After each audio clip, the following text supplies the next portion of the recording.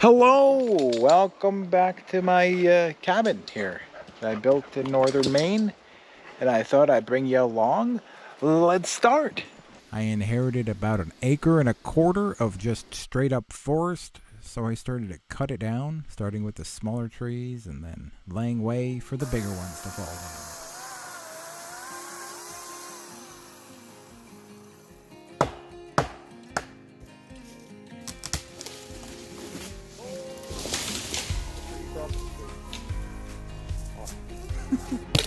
Slowly making way for a driveway. I originally thought I might want a truck to drop a house, but then my road is too narrow, and I didn't like anywhere where he could drop a house, especially when it comes to summer.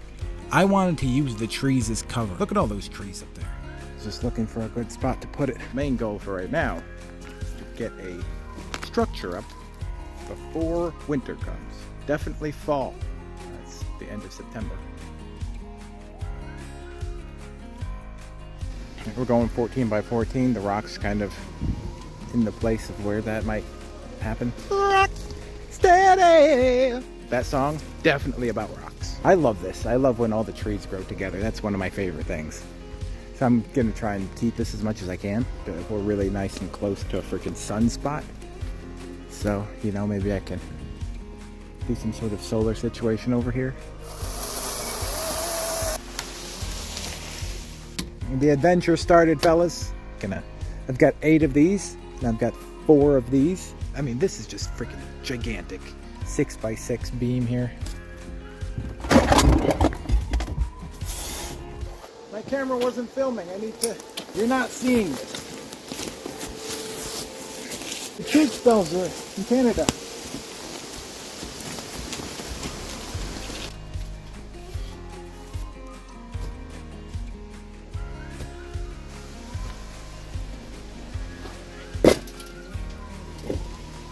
I'm attempting to level and put everything in line with each other.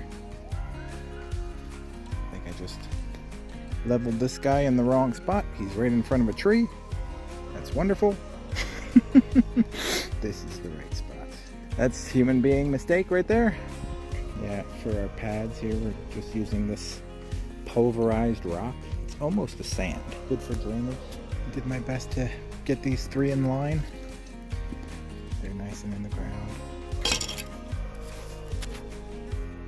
They coming to give me an inspection there, sir? If I can do it, you can do it. I've not done this either. But you learn. You learn through your mistakes, and then you have those mistakes to teach you for the future. I attempted to use some 2x6s to make a square, which didn't work, so I gave up.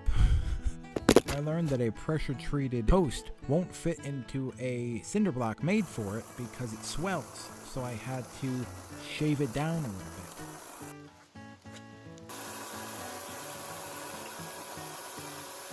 bit.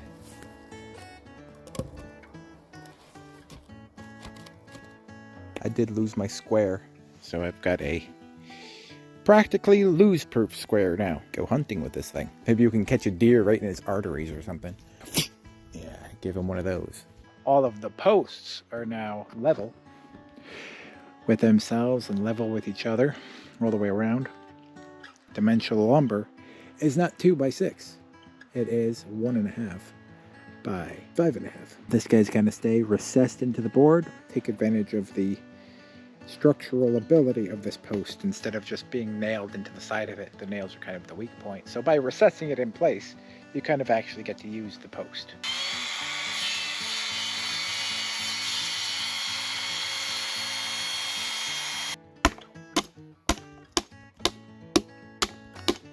Planning on having a 2.5 foot crawl space. So you can stick stuff under there, or you know, if something happens underneath the cabin, you can get to it. These boards will actually be 13 9.5 since they're joining with another 2x4 that is 3.5 inches. If you measure the diagonal, both of them should be the same measurement. If they're not square. After much trial and error and a lot of frustration, I was able to start putting on my ledger. That's pretty good right there.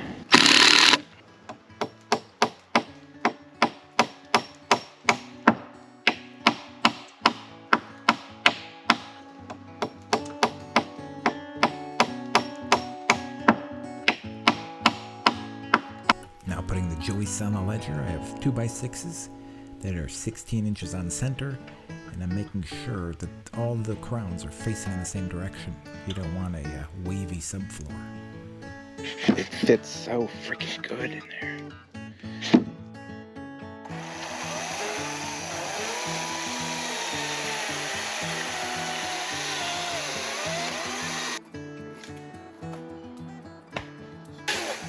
Getting a bit colder. I wish you were big enough to hold a chainsaw. You can help me cut the rest of the posts. Gonna cut the posts off so we can put the subfloor on. And the bubble wrap first. The chain just came off, so let it cool down so I can touch it. Trying to avoid cutting into the board itself. That's why this is just such a not great method to do it while the boards are in place. No. I put those two on there to feel accomplished. Yesterday I actually laid on them and stared up at the stars. They said, "That's right. I've got a piece of a subfloor." No, persnickety goose you. Yep. Alright, that's fair enough. Alright, another day. I ran out of bubble wrap for that little one spot there. So I'll have to go and get some more. They've got the aluminum tape on the seams here. Trying to make it pretty good. Since I don't have a basement, I decided to go with this bubble wrap, which will let a little bit of heat down onto the floor and keep it from freezing, which I hope will stop frost heaves from destroying my foundation. In the first winter, the ground was not frozen, and I had no frost heave problems. Anyways, yeah, I didn't know that these things have to be 1/8 of an inch away from each other to help from buckling. It makes sense. It's built in to this one, as you can see that little space in between here, but I tried to do the same right here. So if you get the Advantech, it's pretty cool because they have these little dots that show you approximately where your joists are, so you can nail right into the joist. I got a square. Then I can square this level, and then I can draw with it. This is a bad idea. A chalk line is so much better.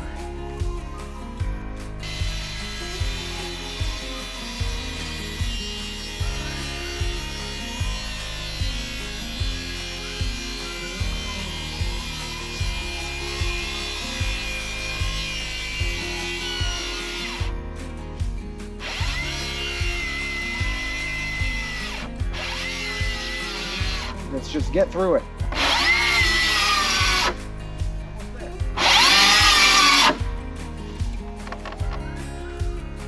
Almost there.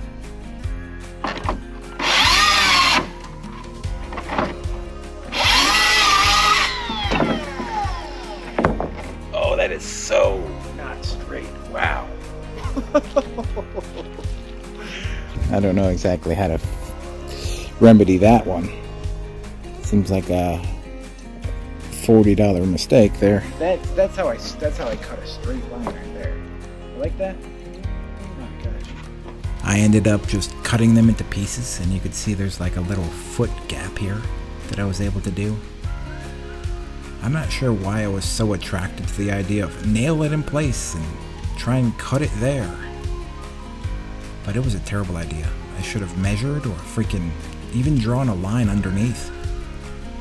Well, I know a lot better now that I've freaking built the whole house, but, you know. We had our first bit of rain there. I was able to catch it all with the tarp. Don't want that rain getting in between the bubble wrap and the floor.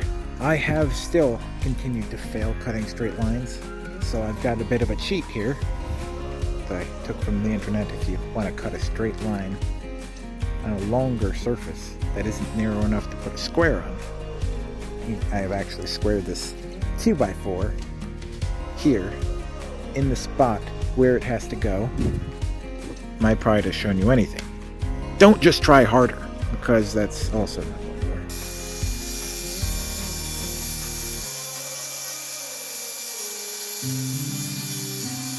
That looks like a dang straight line to me. Dang. I'd rather have way more than not enough, you know, like this. This is not great. Oh, you want to see even worse? Take a look under here. This is what pride will give you. Okay? I'm gonna try harder! Please don't try harder. Just freaking... You gotta work easier, smarter, not harder. That's the rule. And this is just smarter. If you can't cut a straight line, just admit it. And use the tools. That's what I say. To my own self.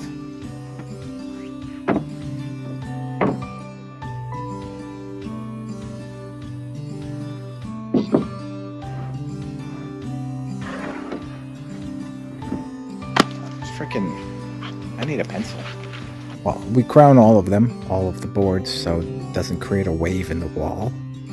And also, you can see that this one has a slight warp in this direction. If you put it like this, and this is the floor, and then the whole weight of the wall is pushing down on it, it'll actually straighten it out. You can do the same thing for roof. If your entire roof is sitting on it, you just flip it the opposite direction, and the roof will then flatten it out and straighten your board. Got that first wall up, braced. Yeah, I figure I want some privacy from the people crossing me on the trail here. On to a harder part. I've got all my studs laid out here and here, but the window is going to go in the middle here. And I'm trying to figure out the heights of everything else. The little studs called the cripples. I've circled them. It's approximately 50 by like 50. Side is coming out. If only I needed water. I really don't. Another tip for you is sheeting the walls when they're on the ground. That way you're not fighting gravity. It could help you, it's going to be heavier, but I think it's ultimately faster to have it down on the ground instead of trying to do something like this. I don't know. I didn't think about it, but I saw, again, Dave Whipple is sheeting things on the ground, so I'll probably sheet the window wall on the ground. If I can. I don't know. The window wall's already going to be heavier because it's blocked a lot more. But, anyways, yeah. That's an idea for you. One thing I didn't take into account is that both the top and bottom plates add length to your wall, 3 inches. So if you want to make a perfectly 8-foot wall, you have to cut 3 inches out of all of your studs. So I really wish I did that. I didn't. And I can't take it down because it's all nailed in. Here's another mistake I made. The header goes on the outside of the jacks, not on the inside. Measure for that. It sucks because I completely nailed this thing together. And I said, wait, the jack sits on the top. I certainly won't make them again. That's for sure. I really like the way this subfloor was put together, so I said, hey, they got it for wall sheeting. Why not?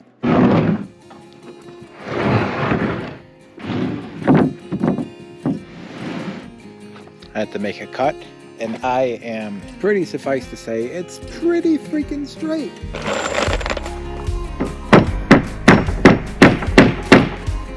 One thing I've got to say is I'm getting better at not hitting my thumb. I'm using galvanized 10D nails, which might be overkill. I was working with a carpenter friend later and he said, hey, 60 nails would be fine. Ooh, that was close.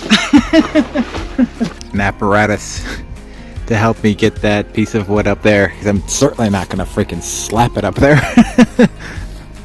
So yeah, I made it double wide while I'm pushing it up from this direction.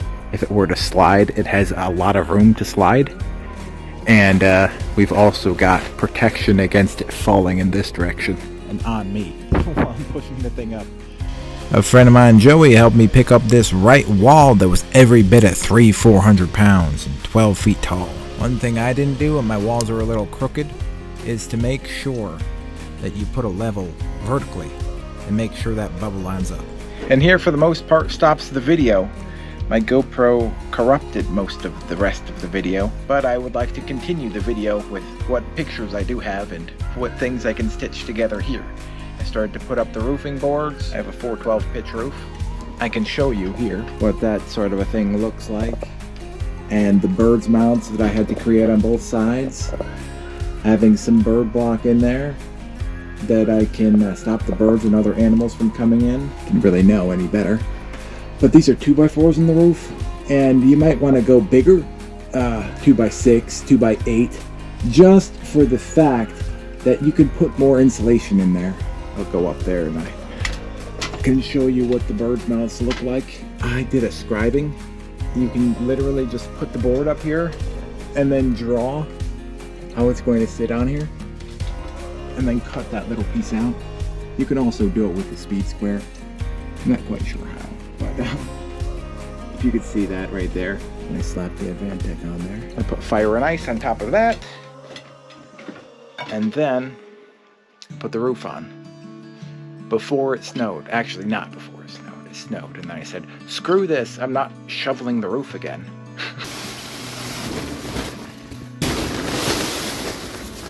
Especially on such a freaking pitch.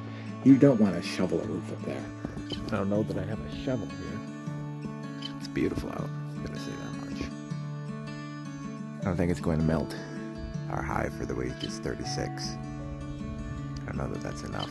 I've got to ice it and then put some metal on it, even though it's completely covered. It's covered in snow. I'm not sure how that happens. Not sure how much more of a snow load my tent could take. Taking a look at this tree, I got back to work. I don't want to be in the tent all winter. It absolutely breaks my heart when I'm going up the ladder and it starts to go, I'm like, no, not again. It's happened multiple times. I just stick a little piece of 2x4 in one of my rafters there. It's not going anywhere. Another great reason to have that freaking Advantech, it has a 500-day weather guarantee. It won't swell in that time, so. Got a little bit of a nice a head roof here. Got to scrunch down like a little old lady. Anyways, another successful lumber trip. I passed a policeman. He didn't seem to think anything wrong of it. So that's that. It's a nice cover too. Got 10 more. I can start working on the walls.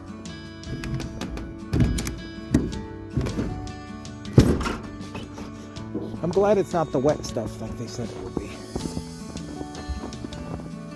This is soft snow. As long as I have heat, I can't complain. Solar panels aren't going to do much. Got myself my wrap as usual. And now, I don't think iceberg lettuce could be any more icebergy than this. Now lettuce is frozen, so it's like actually iceberg lettuce now. You know, got that feeling of iceberg. I remember staying up on this roof with a lantern till like midnight because I knew more snow was coming and I really didn't want to shovel it. I had the biggest grin on my face at about 9 a.m. when I heard the snow hitting the tent and I knew I didn't have to shovel it. Slowly the walls were going up and then a door. I'm just warming up my boots for the morning. They're frozen. It's the coldest thing to put your foot in a frozen boot. The water supply is also frozen. At my cousin's house for Thanksgiving, and it's good to see that their dishwasher is working. All the tubes, all the connectors. Too much food going through it. It's amazing how much. Sticking the south wall now, slowly framing out the windows, and then sheeting it. I thought it would be easier to cut them when they were on the wall nailed in place with a router, but it's a lot harder, in fact. With my walls fully intact, it's time for insulation. It was quite interesting, the place I got it completely ice. I didn't want the local squirrels to get any ideas, so I put the extra inside my tent for the night while I put the rest of the windows in. I'm very grateful to my grandmother and my grandfather for all of the help they've given me. These windows and doors, all of them are theirs and they gave them to me for free. My grandmother gave me this land, which was hers, for free. They let me live in their house to save up money. This leaky old coal stove, free. Old cast iron stove I'm gonna drag up to the cabin, free. I've got it strapped to my car handles. Let's see how that's gonna work.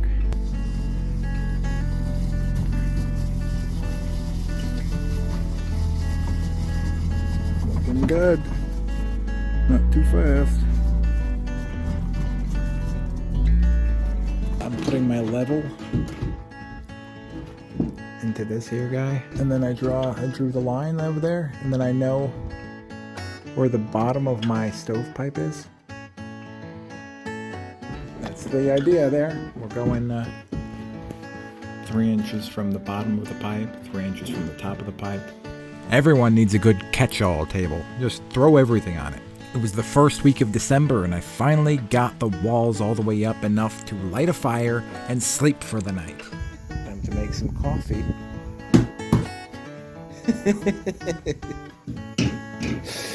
Grateful there were still embers in the fire last night. Gotta be able to keep the heat in my walls. And I put some freaking insulation in today. I think it's important.